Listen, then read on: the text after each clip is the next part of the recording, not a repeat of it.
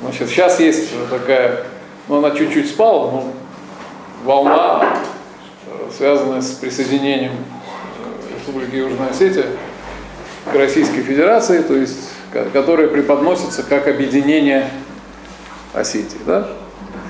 Значит, и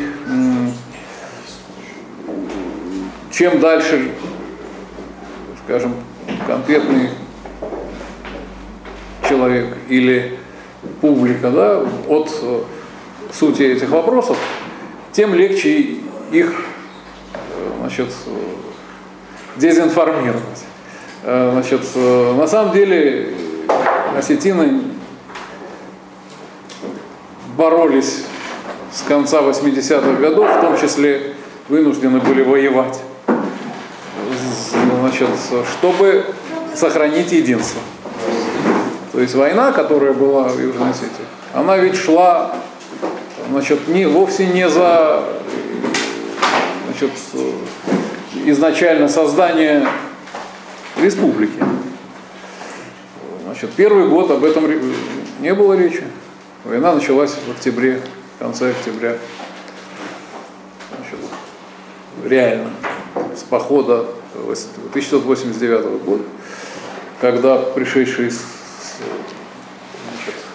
Звяном, Гамсахурде боевики не отступили после того, как их не пустили в Цхинвал, не отступили в Тбилиси, да, а рассеялись по территории республики и начали, значит, грабить, убивать и так далее. Это очевидно, совершенно очевидные вещи, значит, которые, так сказать, ну, вы, может быть, в силу юности всего этого не помните, но это началось вот так. Издеваться над населением. Там, и так далее. Уже тогда сразу же, уже в ноябре-декабре были сожжены первые села. Значит, вот если я, так сказать, напрягусь, не буду этого делать, потому что они этого не стоят, то я даже вспомню, значит, фамилии грузинских командиров, которые этим занимались. Джаба и Селяне. И Оселяне не вошел. И Оселяне не вошел тогда в Осетию и не стал грабить, чем, значит, обеспечил себе на следующем этапе возможность участвовать в переговорах на политическом уровне. Значит, вот, ну не будем сейчас все это вспоминать.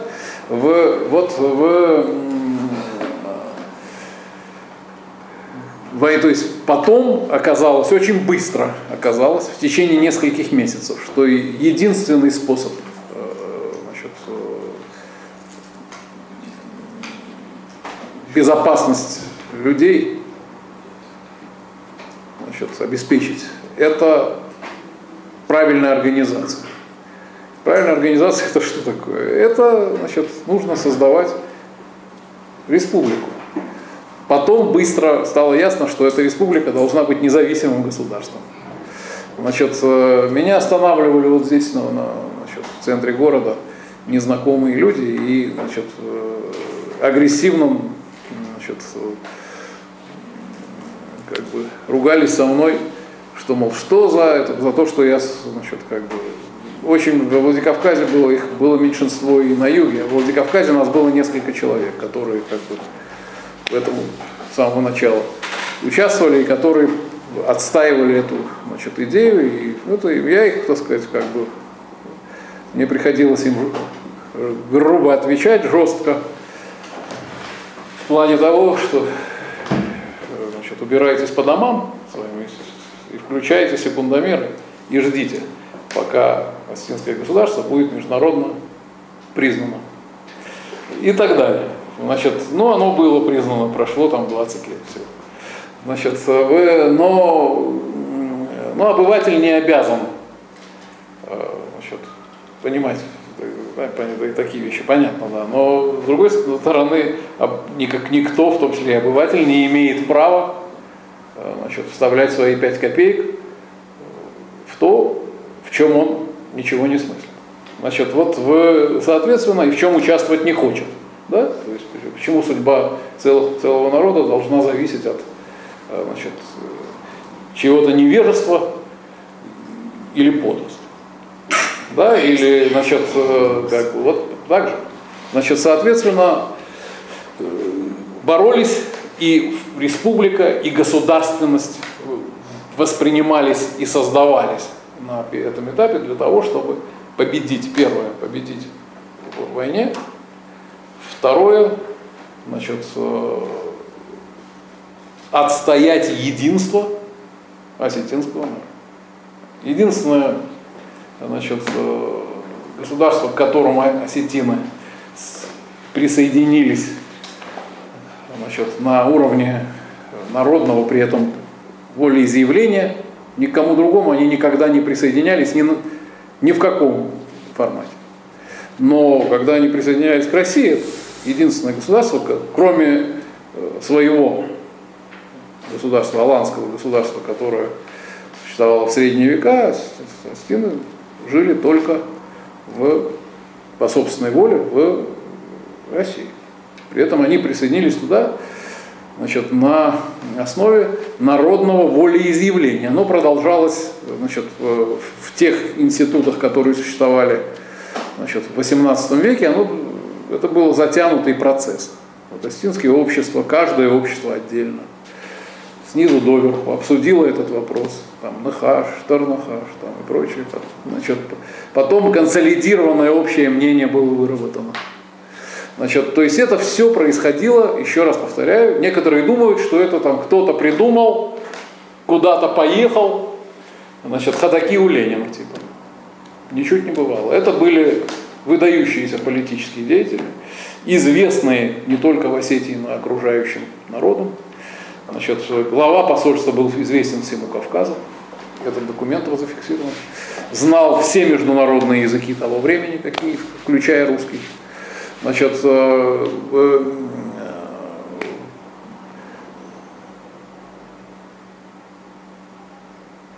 и проект присоединения, и состав посольства были, значит, осетинами согласованы. Вот, типа, вот как сейчас проходят выборы, вот надо это понимать. Вот тогда были проведены демократические при этом. Потому что, значит, осетинская система гражданская. Она, значит, как, ну, так, условно говоря, парламентско-республиканского типа. Устройство поздних средневековых, значит, аланских обществ. Тогда они еще не знали, что их будут называть осетинами. Значит, вот, соответственно, все эти процедуры были пройдены. Итог был: присоединяемся, а значит, утверждаем вот такой состав посольства. Состав посольства,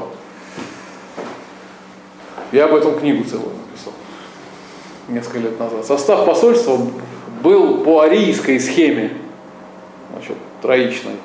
Значит, один был, значит, Ушагонтой, другой Саражонтой, третий Щидамонтой. При этом, значит, их помощники тоже должны быть в дипломатическом протоколе XVIII века. Значит, посол должен иметь, значит, заместителя, помощника как бы. А их помощники все происходят из Саражонта Ахужата, в строгом соответствии с вот этой арийской древней аланской традицией, так сказать, из военной, значит, из военного сословия. То есть все сделано по вот этой идеальной схеме народного волеизъявления, значит, демократии и в соответствии с древнейшими, значит, моделями общественной жизни и как бы идеальным образом, значит, общества и всего того, что связано с его решениями там, и так далее. Значит, вот это произошло один раз только. Осетины сделали свой выбор, они стояли перед задачей восстановить государственность. Это произошло как? Надо было государство восстановить. Они, значит, потерпели жестокие, так сказать, катастрофы в 13-14 веке. Значит, остались небольшой горсткой людей.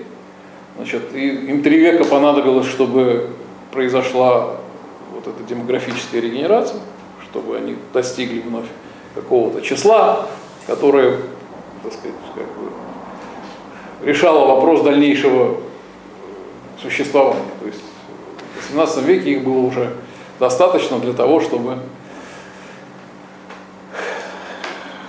быть уверенными в будущем существовании народа. В 15 веке этой уверенности не было. Были потеряны большая часть территорий и большая часть населения. Физически уничтожено было это население, физический геноцид, а какие-то группы за 3 века, 15, 16, 17, были ассимилированы на этих территориях. На территории Карачаи-Балкарии победил тюркский язык, при этом в близлежащих обществах Балкарии это произошло уже после присоединения Осетии к России, потому что в момент, когда решались эти вопросы, русские чиновники хорошо это все проверили, и есть документы, где написано, что балкарцы говорят еще на осетинском языке. Но знают и нынешний. Уже процесс шел, то есть первым языком упомянут там, не тюркский нынешний, а старый, да. И это произошло таким образом где-то в начале, видимо, 19 века, только как победила вот эта тюркская речь, там и так далее, да, на соседних каких-то территориях, занятых сейчас войнахами, в каких-то районах, вокруг Южной Осетии, ну и так далее, да, то есть соседней территории осталась только вот небольшая эта территория, но на которой уже места этим людям, выросшим в числе, не хватало. Соответственно, да, на них еще и наступали же и с севера, и с юга. Постоянная шла борьба, это геополитическая точка. Как сегодня многомиллионные народы неизвестны, скажем, в Белом доме, и никто не интересуется их судьбой, и большие государства, хорошо заметные на глобусе. А маленькая Осетия, в овальном кабинете интересуется, да? Это связано не с числом, а с политическим значением. Осетия имеет намного более важное геополитическое значение, чем некоторые большие многолюдные государства. Осетины потому и выжили. То есть аланы выжили в этой точке, потому что эта точка, это геополитическое значение конвертируется. Я понятно говорю, надеюсь? То есть это можно использовать для выживания, это можно менять, в кавычках, на товары, на влияние, можно брать таможенные сборы на перевальных дорогах, можно определять военно-политическую ситуацию в каком-то более широком регионе. То есть все заинтересованы, с тобой считаются, потому что ты контролируешь вот эту точку. И, соответственно, вот они в этой точке и выжили, потому что было что разменять. На скалах, там, с вот этими, в этих демографических, экономических условиях, выжить было бы чрезвычайно сложно, окруженные народами, говорящими на других языках, там и так далее, да, подступают со всех сторон, люди, которые, в общем, хотят разделить твою родину. Ну и, соответственно, вот кабардинские князья с севера, грузинские с юга постоянно, в военном напряжении держали, соседей. Соответственно, вопрос какой решался. Специально я туда ушел, чтобы было понятно. Как можно с этим бороться? Ну, естественно, перенаселение вызвало большие трудности экономические внутри, обострилась борьба за землю, начали эти общества, существовавшие как конфедерация, их к тому времени было уже 11. 11 обществ, относительно больших, и они начали друг с другом вступать в конфликты. Все земли разделены, все освоено уже, и единственный вариант перераспределения, то есть военного отъема того, что нам нужно. И значит, из всего этого, из социальных проблем, из внутриполитических проблем, из значит, проблем внешней опасности можно выйти только одним способом. Способом правильной политической организации, самоорганизации. Это государство. Для народа, который государство уже имел, то есть дошел до этого уровня зрелости, значит, социальной, экономической, культурной, политической и так далее, это проблемы не составляет. Вот есть народы, которые на наших глазах пытались создать себе государство независимое и прочее, им не удалось, хотя они обладали куда большей силой, чем, например, Южная Осетия или Абхазия, чем Осетия, значит, вот, в XVIII веке и так далее. Это очевидно, тоже видно, и средствами огромными, и поддержкой мировой. Не получилось, потому что значит, это опять-таки связано не с количеством, а с качеством. Не с количеством, в том числе денег, вооружения и прочее, прочее, а с качеством общества. То есть зрелое, дошедшее в своем развитии до этого общества. Это продемонстрировало в XVIII веке. Вот это, значит, они стали организовывать государственность. Вы думаете, посольство, вот эти институты волеизъявления, это что такое? Это форма политической самоорганизации. Значит, быстро поняли, что в этой зоне, но они, конечно, не в этих категориях это поняли. Это вот я сейчас говорю категориями современной науки, так сказать, вот в этой природно-климатической, а значит экономической зоне государство не может существовать. Потому что там нельзя сформировать бюджет. Прибавочный продукт недостаточен для того, чтобы содержать органы управления, армию там, и так далее. А в этом и состоит, что такое государство? Это, значит, в технологическом смысле это бюджет. Это бюджет, который можно у людей взять и тратить на непроизводительные сферы. Значит, если нечего взять, значит, никакого государства быть не может. Значит, соответственно, значит, там никогда, в этой зоне никогда не было государства, потому что там экономика не дает этого прибавочного продукта. Значит, все государства, которые когда-либо были на Кавказе, они опирались на равнинную, значит, хозяйственно-экономическую базу. Ну, равнина дает, на равнине плодородная земля, прибавочный продукт получается там и так далее. Значит, соответственно, значит, эта задача была поставлена, и они проделали. Они попытались переходить на равнину, но на юге пришлось переходить под власть грузин. Грузины были не, значит, как бы при этом далеко не самостоятельны, то есть никакой Грузии не было. Грузия состояла из маленьких кусочков, владений феодальных, которые, значит, находились, восточная часть в составе Ирана, западная часть в составе Турции. Но реально действовали против осетин, скажем, персы и турки иногда, но редко, а ежедневно действовали грузинские феодальная знать, которая пыталась закабалить осетин там, и так далее. А если осетины спускаются, то, значит, они оказываются под их властью, и происходит при этом быстрая, насильственная, в том числе, и ассимиляция. Там значительная часть грузин вокруг Южной Осетии, это бывшие осетины, это все знают, в том числе и грузины сами. Значит, то же самое в сторону Кабарды. Значит, попытки выйти были связаны с подвластностью, значит, необходимой кабардинским князьям. Часть тех осетин, которые, значит, ассимилированы, стали кабардинцами, значит, и сейчас живут в этих селах. Вот если ехать в сторону Нальчика, там сел 5, это по большей части больше осетин. И все это знают, и они сами знают.